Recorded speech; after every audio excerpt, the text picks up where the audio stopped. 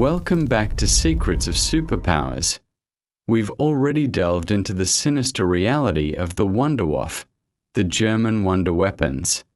We've seen firsthand the inexplicable experiments involving Die Glock and followed the trail of these secrets to the hidden stronghold of Base 211 in Antarctica.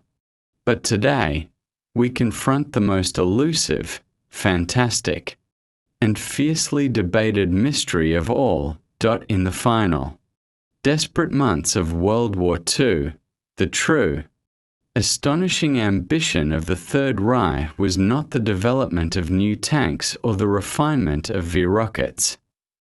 It was absolute control of the skies through technology that defied gravity. We are diving deep into the clandestine world of Nazi UFOs, the legendary disc-shaped craft known as Haunebu and Vril. These are not just post-war science fiction. They are a persistent, unnerving rumor supported by hundreds of declassified Allied reports of Foo Fighters, silent, fast, inexplicable objects that relentlessly stalked Allied bombers like shadows.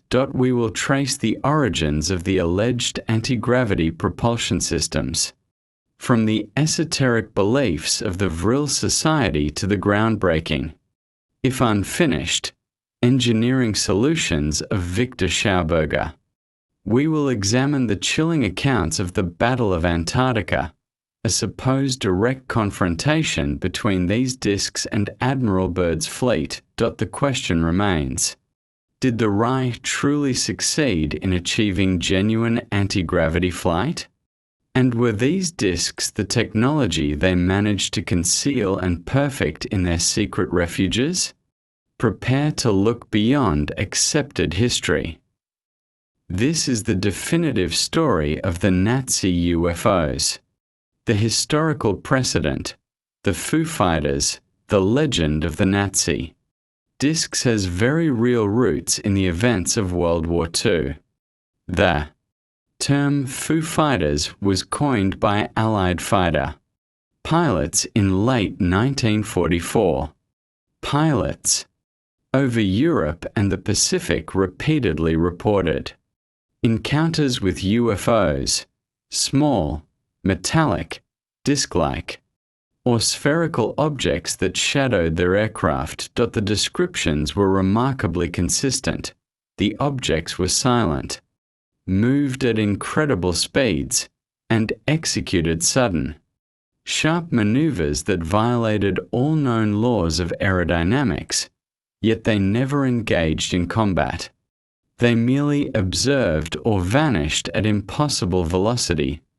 Allied intelligence took these reports absolutely seriously. Initially, they were suspected to be secret German reconnaissance drones or a form of psychological warfare to distract pilots. However, post-war investigations failed to find any official German project that fully explained these consistent, mass sightings. This created the perfect historical vacuum that the Wunderwaffe legend ultimately filled.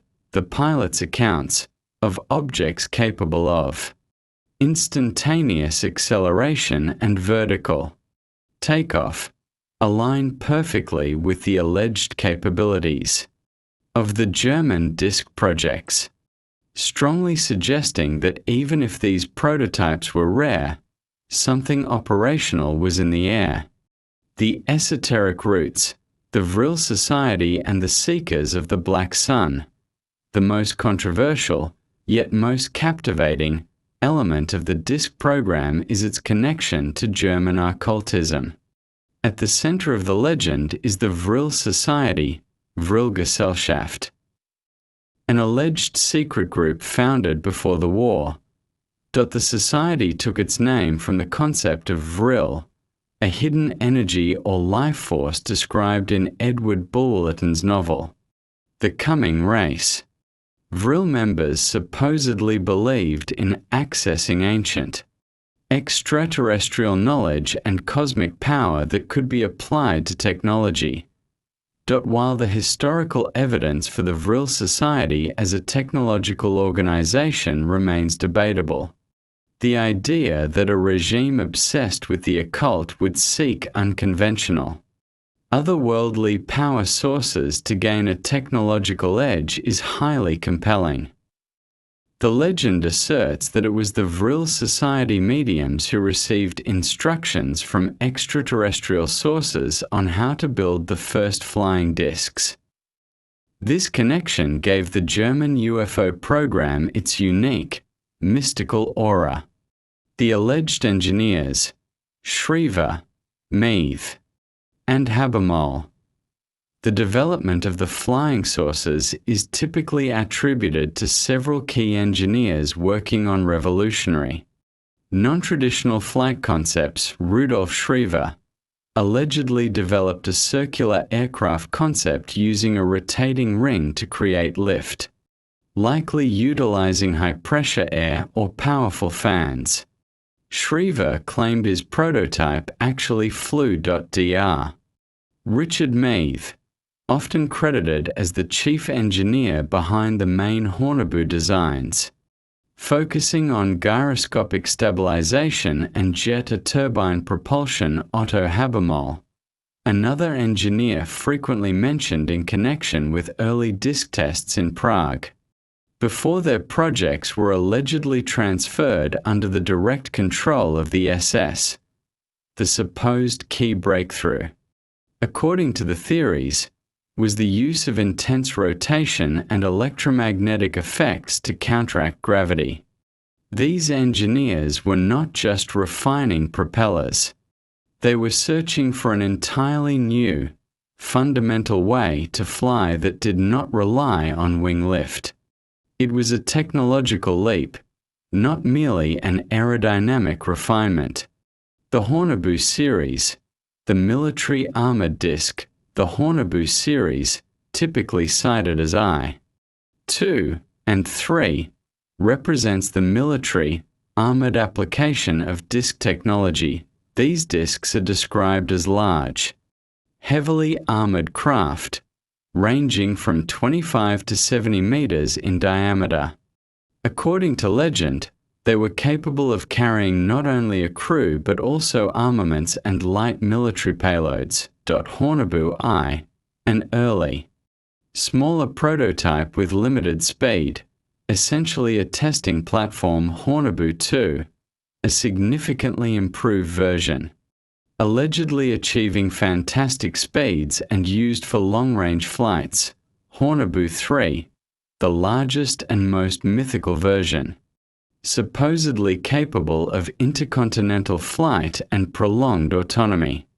This is the craft believed by some to have been used for the evacuation of top-tier personnel and technology to Antarctica or South America in the final months of the war. Visually, the Haunebu are depicted as massive, riveted metal discs with a central cupola, consistent with late-war German industrial aesthetics, but featuring a disc shape that has no conventional counterpart.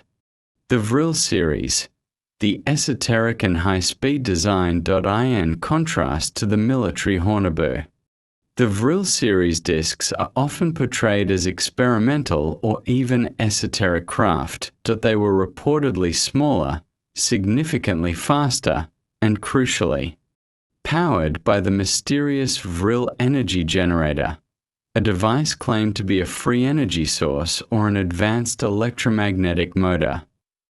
This equipment allowed them to reach speeds deemed impossible at the time, which helps to explain the Foo Fighters phenomenon. The Vril 7, or Vril Flugscheibe, is the most cited model of this series, said to have been a supersonic test vehicle used to validate the Vril energy concept.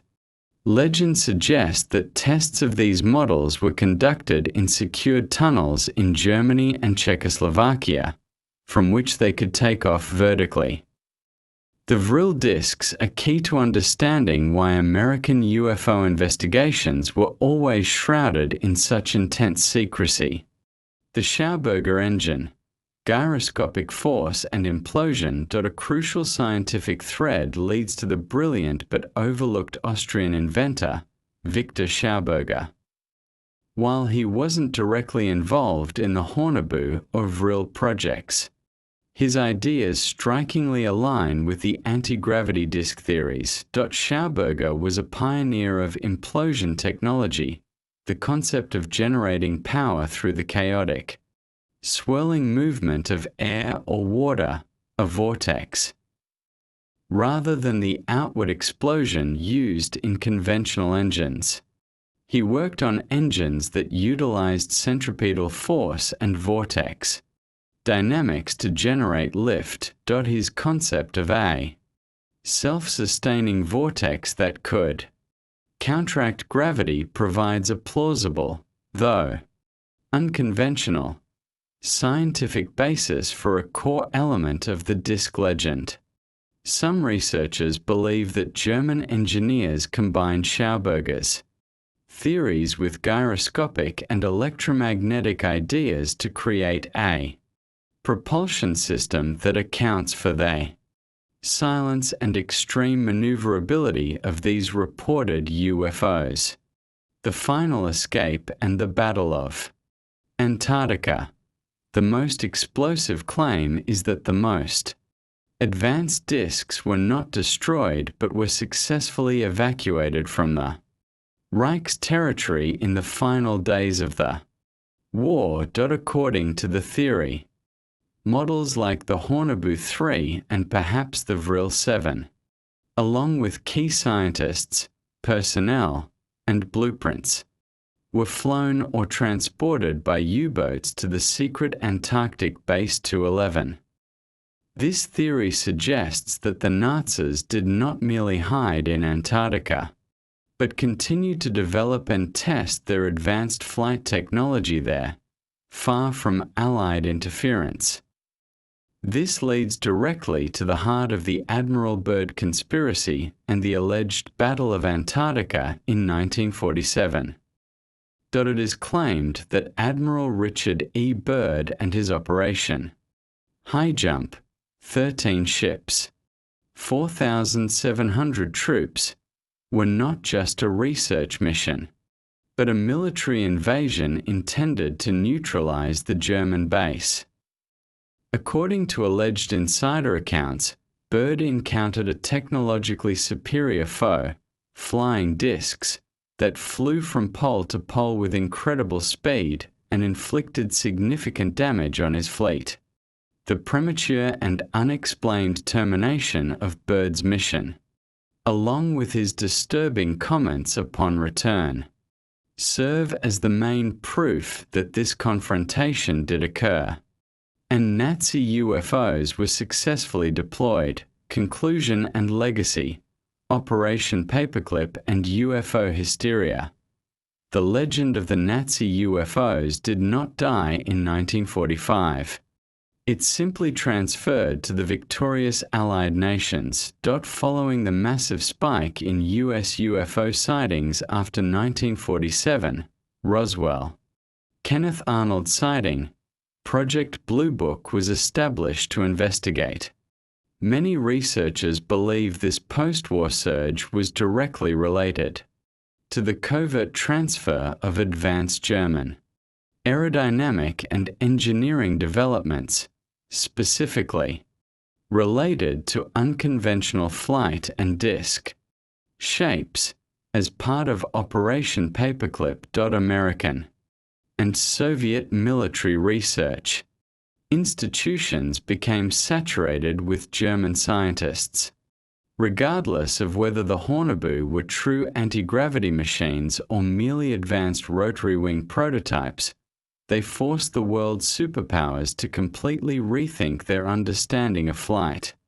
Thus, the Nazi UFO mystery became the perfect technological decoy, allowing both superpowers to develop their own highly classified advanced aircraft under the convenient cover of extraterrestrial objects today.